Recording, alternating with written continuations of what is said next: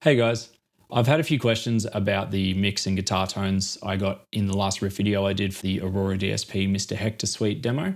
So I just wanted to open up a session, do a quick little breakdown for you guys, walk you through how I got the tones I got and yeah, how the mix fits together. For drums, I'm using Drums The Monarch kit as I always do. I've just got it routed out stereo outs this time and I'm using a factory preset number 2 default metal. I don't believe I changed anything here.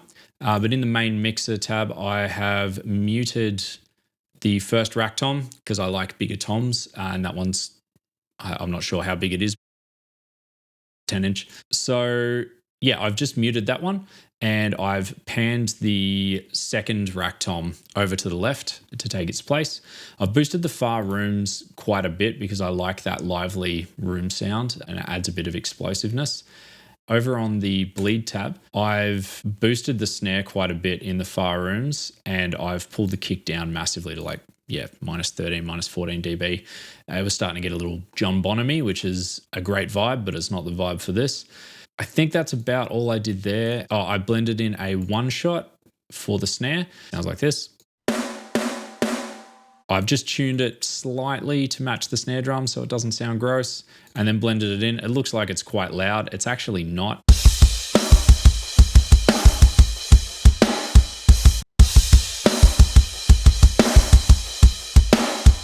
Yeah, so it's livening it up a bit. Oh my gosh, up it a bit. Yeah, so it's livening it up a bit. So it's just giving it a bit of a lift. That's all that's going on inside the plugin itself. Then I've just got some processing going on here. So I've got PreFire from Submission Audio, just adding a little bit of grit. I've got an EQ fattening up the snare at about 220 Hertz, doing a cut at about 550, which is just getting rid of just kind of a gross resonance thing. Just dipping a little at about 4K, boosting at about 8K, and then high shelf coming down at about 9K.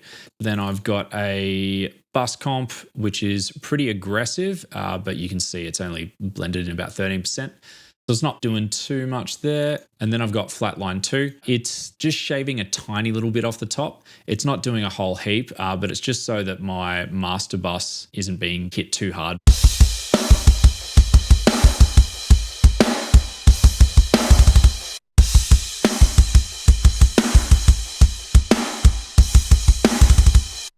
Nothing major happening there. It's all just kind of lifting a little bit and tightening up to fit with the mix. Onto the bass, we are using Architect's bass just on the DI setting, and I've just changed the tuning to drop F sharp, which is what we're in. I like to have the humanize set to just inside bassist, and I just put it on position 3 for this and then just left it as it is. You can see I've got quite a few EQs stacked here. I was wanting to change the character of the bass a little bit, so I'll show you what it sounds like. I'll just get rid of this because there's a side chain.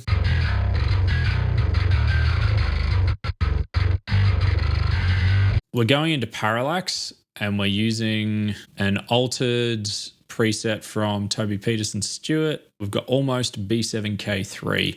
And then I've obviously changed it in some way. I don't know what I've changed, but these are the settings here. The EQs going into it change it quite a bit. And this was because it was so low tuned, me trying to get some more clank out of it. If I mute all of the EQs, this is what it sounds like.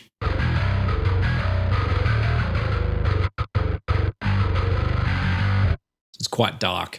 So if I pop the first one back in,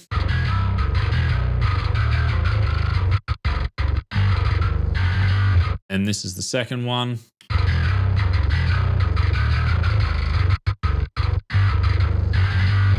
And then we're going into Parallax, as you saw. And this is the one after Parallax. I'm just cutting out a couple of frequencies that I thought were starting to get a bit too much build up once it had come out of the amp. The last thing on here is the API 2500 compressor. I had that muted because it is sidechained, so we wouldn't have been hearing it anyway. This one is sidechained to a fake kick drum. So normally when I do a proper mix, I like to use Soothe so that I can just duck the specific frequencies. This one's a stereo out, so I can't exactly isolate the kick from that. So what I tend to do is I actually copy the drum track and I paste it to another track here, and I put on a synth, a Mai Tai synth, with a bass drum attack setting. And so I'm not trying to duck specific frequencies or anything. I'm just sending it to duck the entire bass, just to pump it pretty hard. So it's hitting around 5-6 dB of gain reduction there, which is nice. It just gets it out of the way of the kick drum. Okay, on to guitars. So obviously I use the Laboga Mr. Hector suite for this. You can see I've split off into a couple of different tracks. They are the same takes. I've just split them because I couldn't be bothered automating a noise gate. Okay, for the settings on this one, they're pretty straightforward. We just have the overdrive with the volume on 10, tone 7.7, gain 3.8. And then we've got this crunch boost thing, which is just at noon. I think that was default settings. So that's pretty straightforward. Over to the amp itself, these are the settings. Feel free to copy them. Treble's just at noon, middle 3.6, bass at noon. And then you can see where the switches and everything are. Then for mics and cabs, the cab is set on both of them to the 4x12 with V30s. And then the left mic is a Ribbon 121, the right mic Dynamic 57. All the settings are here. You can copy those if you want. That is not being used, so I can just turn that off. That's pretty much it for the guitars.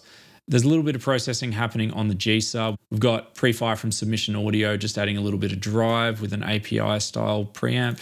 We've got Pro EQ just cleaning up the business, and Virtual Mix Rack is compressing with the distressor and just adding a little bit of top and low end back in afterwards. That's about it. So yeah, really not too hard to get those sort of guitar tones. Not a lot of heavy lifting going on in the post-processing department. Onto the synths, we have Baby Audio's BA1, whatever this preset is. So this has got a bit happening. We've got PreFire, we've got Pro EQ, we've got Micro Shift, and then we've got an LA2A just pinning it into place. So this is it on its own.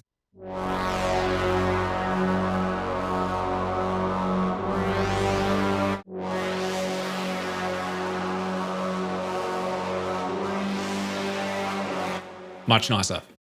Then we go across to the synth lead. This is also Baby Audio's BA1. No idea what this preset is. Fair bit of stuff going on here. We've got Little Altar Boy. Those are the settings there. We've got Pro EQ again, just getting it to actually sit with everything. Movement is the biggest one for this. Outputs movement is, what am I set to? Night Heist is the preset. We've just got an LA2A on the end pinning in place. Without anything, this is what we've got.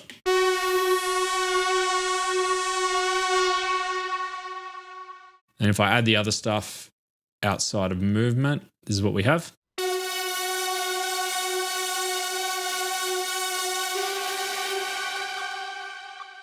And then once we put movement back on, we get some movement.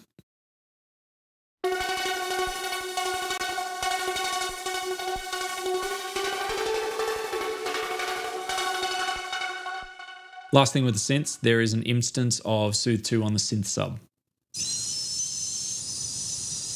That Soothe is side-chained to the stereo out of the drums. I wanted the kick and snare to punch you in the face through the mix, and this helped with that. These are the settings if you would like to try them. So very last thing is master bus processing. We've got UAD's Oxide Tape Machine.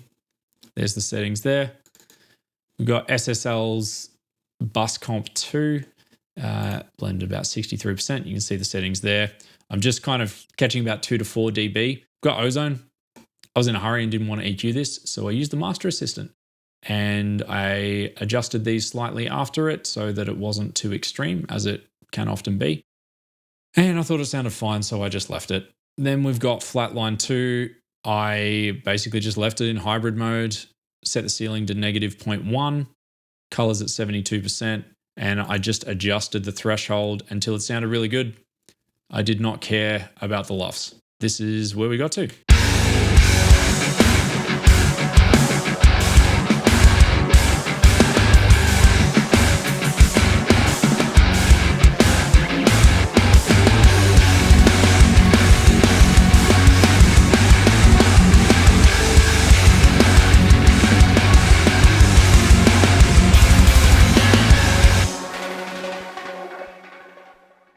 So that was everything. Hopefully this was helpful. Let me know if you have any questions or if you want to see some more session breakdowns and tone demos, and I'll see you in the next one.